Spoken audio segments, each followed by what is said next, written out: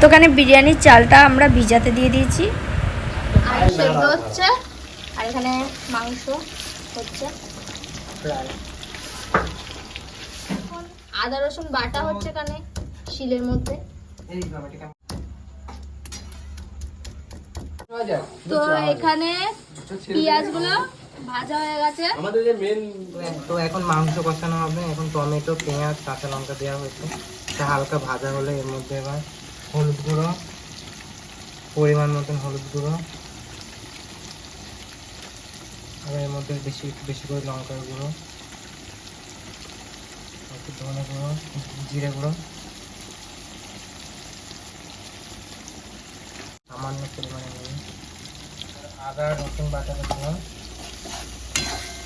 এটা মাংসের জন্য গ্রেভি তৈরি হচ্ছে, এর মতন করে দিতে পারো, কিন্তু আমি একটু ঝালটা বেশি খাবো, একটু লঙ্কার গুঁড়ো বেশি দেবো।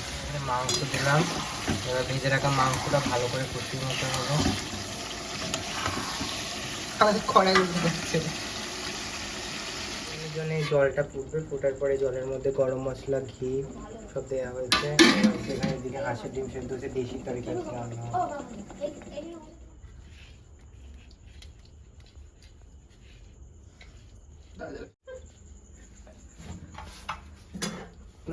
তুলে দেন না দাদা।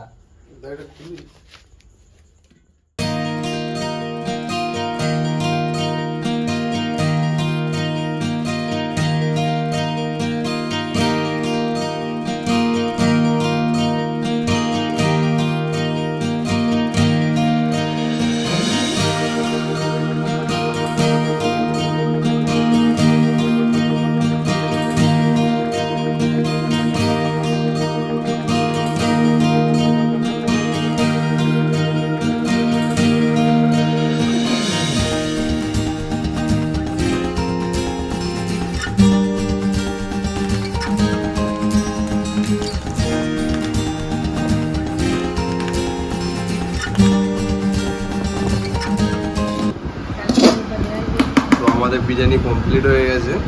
অনেক